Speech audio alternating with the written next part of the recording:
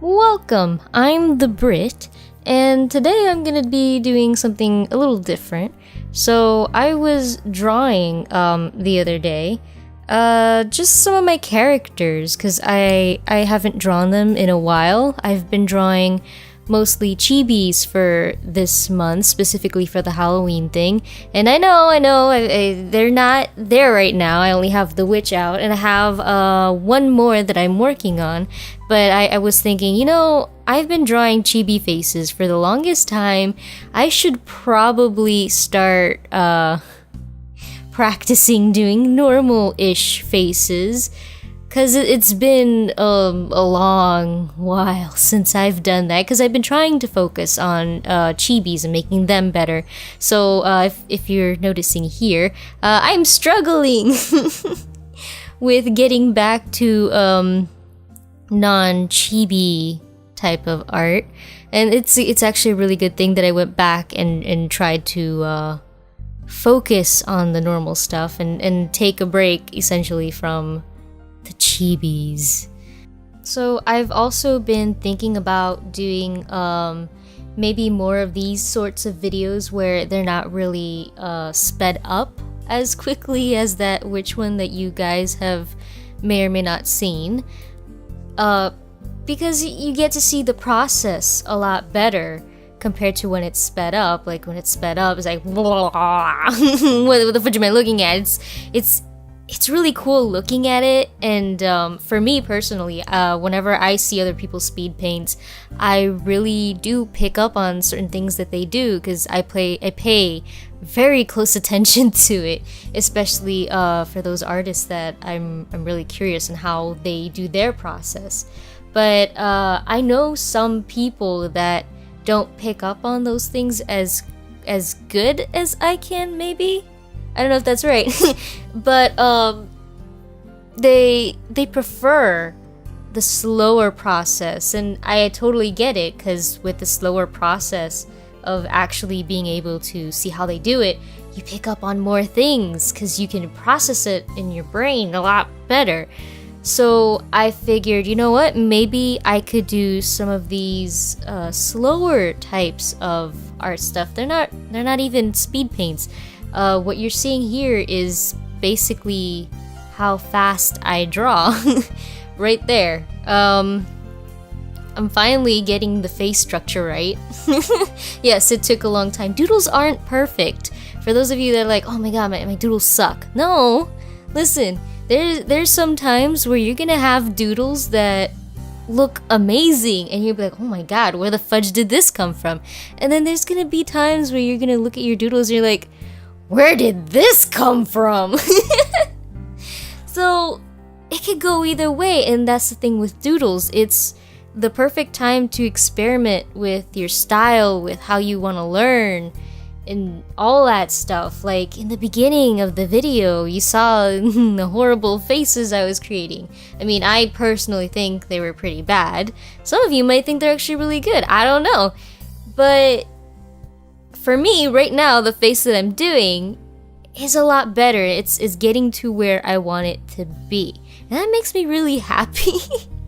Because I've been struggling with faces for a little bit, and that's one of my weak spots, especially with the eyes and the structure, and changing the structure of the face to where it's like, alright, this facial structure looks a little bit more like a child's face, where compared to this facial structure, it looks a little bit more like an adult or a 20-year-old's face, if that makes sense to you. Now, this one in particular looks like a child face to me, and I'm okay with this. In fact, by mistake, I actually drew my character Lily from this game that I call Dungeon World. Well, I don't call it Dungeon World. It's called Dungeon World. Basically in Dungeon World, you create a character, and it's not like a video game where you sit there with a controller or your keyboard and mouse and you're like, okay, I'm gonna go to the character creation screen, I'm gonna give her red hair and big puffy lips or whatever. It's not like that at all. No, this is pure imagination with a little bit of luck with a dice. It's kind of like Dungeons and Dragons, but you know, it's a little bit more freedom in terms of imagination and being able to be free about what you want your character to do based on the rules of the game. Now, she's a human, as you're gonna see later. Before, you saw little elf ears. I was trying to draw my Dungeons and Dragons character, Mealy Windriver. That didn't work out. I eventually drew her later, but that'll be probably in a different video where you see that, and I'll explain more the differences of the facial structures between them.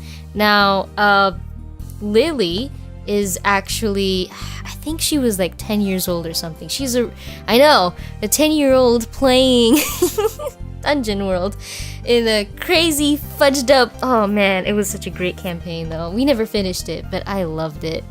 Now Lily is adorable. Literally, this is me, Lily!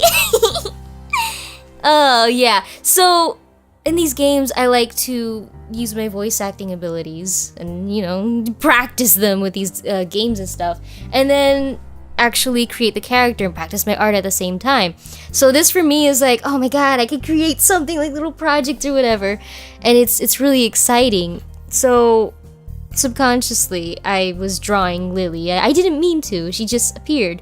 And that's also what happens in doodles. It just happens. Sometimes you're trying to draw a different character, like for example I've been trying to draw Mealy because I'm getting into a Dungeons and Dragons game with her probably pretty soon. And I couldn't draw her. Instead, Lily decided to pop in and say hi. And I'm actually really happy with how I drew her. This is me experimenting with my style, and like the hair, I've always had issues with drawing the hair too, and I feel like it's getting there. Like the style's getting there. I really like how I drew her lips, her nose. It's a little bit off of the anime style, I feel. Like I've always seen the eyes maybe to be a little bit more Disney-like, and there's a lot of different anime styles, but like in terms of generic anime styles, I feel, I don't know, maybe it's because I've been playing Final Fantasy XIV a lot, a little bit maybe, that because I feel like the lips are very Final Fantasy-ish. I don't know, I get a lot of thoughts and ideas and subconscious things going on in my head when I'm creating and remaking my characters, and it just influences how I draw whatever I see, whatever I'm experienced to experience, you know what I mean. But that's how it just comes out, and I'm actually really happy how this doodle specifically came out. And I think somewhere along the way I'm gonna release what else I did with her, maybe explain a little bit of her backstory too if you guys are interested. See how it goes. I want to try to do these sorts of videos daily if possible, just little doodles. Maybe we can all doodle together, that'd be fun. This is more, you know, to get me to doodle every day, because consistency is key to any sort of craft. Just practicing and practicing, or you'll eventually lose it. And sometimes it's really hard to get motivated to actually do this daily. And I feel like maybe this is a good way for not just me, but maybe you guys to, you know, get motivated and inspired to do something with your craft, whatever it is, whether it's art, voice acting, singing, just do it. Anyway, that's gonna be it for today. Thanks for watching, guys. See you later. Remember, guys, you can doodle it. Bye.